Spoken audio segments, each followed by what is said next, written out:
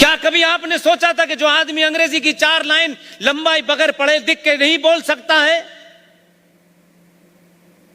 जो अपने कपड़े अपने हिसाब से पहनता है,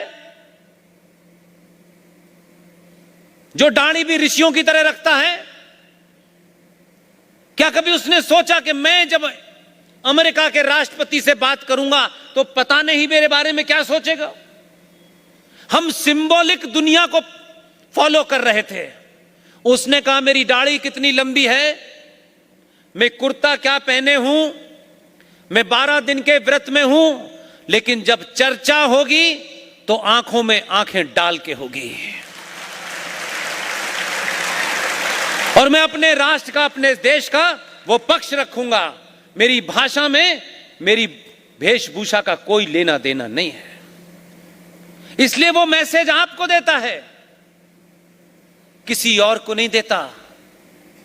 ये 700 साल की मानसिक गुलामी और 70 साल की झूठी आजादी के चलते आज आपकी स्थिति ये हो गई है कि आप अच्छे को अच्छा कहने से शर्माते हैं, सच बोलने से शर्माते हैं।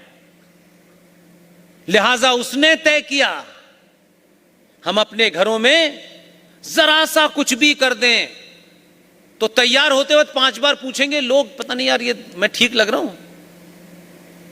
आपको मैं जिंदा मिसाल बता रहा हूं, आपके सामने की बता रहा हूं। जब मंदिर में दंडवत लेटा तब आपने एहसास नहीं किया। जब प्रधानमंत्री की पहली बार शपथ लेकर के पहले देश का दौरा किया, कौन सा देश था वो? नेपाल जब गया तो नेपाल जाने से पहले, नेपाल के राजा से मिलने से पहले पशुपतिनाथ मंदिर में जब वो अंदर गया, ये बात आप बार बार देखें। आज विजुअल की दुनिया है, कोई विजुअल को गलत साबित नहीं कर सकता, जाके देखिएगा। पशुपतिनाथ मंदिर में भारत का प्रधानमंत्री अंदर गया, जब बाहर निकला तो लंबा चौड़ा तिलक, कई सारे रुद्राक्ष, तब लगा कि यह सनातन का कोई संत बाहर आया है। ये ताकत उसको आपने दी, इसलिए वो अपनी पहचान पे शर्माता नहीं है और बार बार 95 करोड़ सनातनियों को मैसेज देता है। और कुछ सनातनी अगर देख नहीं पाते हैं पहाड़ में, बिहार में कहीं बिजली चली जाने से, तो वो शाम को केदारनाथ में जाके बैठ जाता है। बार बार आपको मैसेज देता है, आप दुनिया के सबसे सुंदर लोग हैं, आप दुनिया के सबसे ज्ञानी लोग हैं, आप दुनिया के सबसे पुरुषार्थी लोग हैं। आपने अपनी नाभि को एक बार छू के तो देखिए कि आप किसके वंशज हैं। इसलिए आपने अपने आइकॉन वैसे ही बनाए। वो आपके आइकॉन चेंज करना चाहता है, इसलिए इंडिया गेट पर कल 28 फीट ग्रेनाइट की मूर्ति लगा रहा है। इसलिए सरदार पटेल की मूर्ति उसने गुजरात में लगाई। नहीं जानते क्यों लगाई? इसलिए नहीं कि सरदार पटेल ने उन रियासतों को एक किया था, वो एक काम था ऐतिहासिक। 2 ही काम ऐसे हैं जो सरदार पटेल ने किए, और वो ये सोच के गए थे, पता नहीं, उनको भी नहीं पता था, थे वो भी गुजराती, कभी उनके मूल में भी नहीं रहा होगा कि जो काम वो छोड़ के जा रहे हैं ऐसी स्थिति में करके गए कि जब भी कभी यह समाज चेतन होगा, जागृत होगा, तो सिर्फ उस कागज को निकाल के सामने रख देगा। पार्लियामेंट में बहस हुई, वो शेख अब्दुल्ला जो उनके खासम खास दोस्त थे, चचा नेहरू, उन चचा नेहरू ने शेख अब्दुल्ला को देशद्रोह के केस में जेल में डाला। वो आया इनके पास, अंबेडकर के पास आए कि हमें विशेष रियायतें चाहिए कश्मीर के बारे में। अंबेडकर बहुत धैर्य वाले आदमी थे, उन्होंने पूरा सब कुछ सुना और एक ही लाइन में पूछा कि आपको इतनी सारी रियायतें चाहिए भारत से, बदले में भारत को क्या मिलेगा? तो शेख अब्दुल्ला ने कहा हम कुछ देने की ताकत में नहीं है। तो बोले ये पाप मैं कभी नहीं करूंगा। क्या क्या ये पढ़ाया गया, ये बताया गया? ये नहीं बताया गया। लेकिन नेहरू जी ने ये काम सरदार पटेल को सौंप दिया, और वो ये चालबाज आदमी थे। उनको लगा कि मैंने फंसा दिया है, पटेल फंस गए हैं इसमें। पटेल ने कभी भी ना नहीं कहा। बोले मैं विदेश यात्रा पे जा रहा हूं, बहुत महत्वपूर्ण मामलात हैं, इसमें अंतर्राष्ट्रीय कई सारे एजेंडे हैं, आप इसे पास करा लीजिएगा। अब अगर आप आज के दौर में जब एक नाम सुनते हैं इतिहास में कि विजनरी, वो जो कबूतर उड़ाते हैं उनको बताया जाता है वो विजनरी थे, हमने देखा तो उनकी विजन कहीं ठहर जाती थी आसपास में ही कहीं। उनकी विजन तो एक आधी जगह ठहरती थी, लेकिन उन्हें विजनरी बताया गया।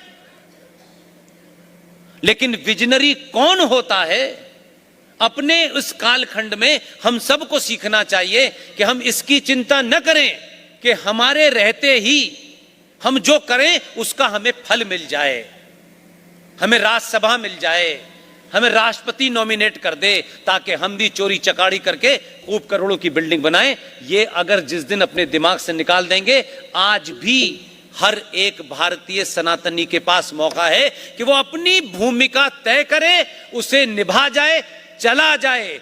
आने वाली पीढ़ियां आपके उस कार को उठाएंगी और ऊपर दीवार पर लगा देंगी। इसलिए सरदार पटेल ने मीटिंग बुलाई, सेशन हुआ पार्लियामेंट में, सबसे चिल्ला चिल्ला के कहा नेहरू जी चाहते हैं आप धारा 370 को पास कर दीजिए। बहुत लोग बहुत विरोध में थे। पटेल जी लगातार कहते रहे मैं ये जानता हूं कि आप इसके विरोध में हैं, लेकिन फिर भी पास कर दीजिए, क्योंकि नेहरू जी ने इसमें कुछ अंतर्राष्ट्रीय मामलात की बात कही है। पटेल के खातिर वो पास हो गई। पार्लियामेंट के पास होने के बाद संविधान का हिस्सा बनने जब जा रही थी, उसी बहस के बाद सरदार पटेल का सुनिए जरा, क्या मैं कहता हूं, ऐसे लोगों को हमने कितने समय तक भुला के रखा और उनके उस पुरुषार्थ को कितना छोटा कर दिया। सिर्फ उन्होंने साहब रियासतें मिलाई हैं, निजाम को जो है कोड़े मार करके ऑपरेशन पोलो करके मिला लिया, यहीं तक नहीं था। सरदार पटेल ने अपनी स्पीच में कहा कि मेरे कहने से, मेरा मान रखने के लिए आपने ये इसको पास कर दिया है, जबकि मैं ये जानता हूं कि इसमें सदन में ज्यादातर लोग 370 के खिलाफ हैं, लेकिन कुछ कारण हैं जो नेहरू जी ने कहा है कि इसमें कुछ विदेशी मामलात हैं, इस कारण से पास कर दीजिए। मैंने आपने पास कर दी, मैं आपका धन्यवाद देता हूं। लेकिन इस धारा को जब शामिल किया गया तो मालूम है सरदार पटेल ने क्या खूबसूरत लाइन कही, मैं आपका विरोध दर्ज कराना चाहता हूं ताकि आने वाली पीढ़ियों को पता चले कि इस धारा के खिलाफ संसद के ज्यादातर लोग थे।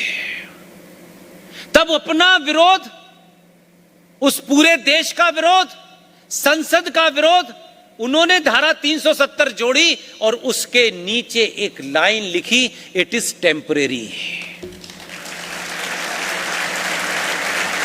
क्या सरदार पटेल को पता था कि गुजरात से 2019 में कोई आएगा और परमानेंटली हटा देगा? इसे कहते हैं विजन। इसलिए सरदार पटेल का एक दूसरा कारनामा मैं इसलिए, क्योंकि आपने जब ये प्रोग्राम शुरू किया तो गीत गाया, इसकी सच्चाई जानिए। नेहरू जी ने सरदार पटेल से कहा कि 15 अगस्त को जब पार्लियामेंट में आजादी की घोषणा होगी, उसके बाद वंदे मातरम होना है। सरदार पटेल को जिम्मेदारी ये दी, सरदार पटेल ने हां कह दिया। आप सरदार पटेल का चरित्र देखिए और उस समय के एक महान आदमी का चरित्र देखिए, ऐसे लोग ढूंढे से नहीं मिलेंगे आजकल। सरदार पटेल ने कहा ठीक है हो जाएगा, कुछ बोला नहीं। वो कह के बिजी हो गए क्योंकि उनके पास तो बहुत सारे काम थे।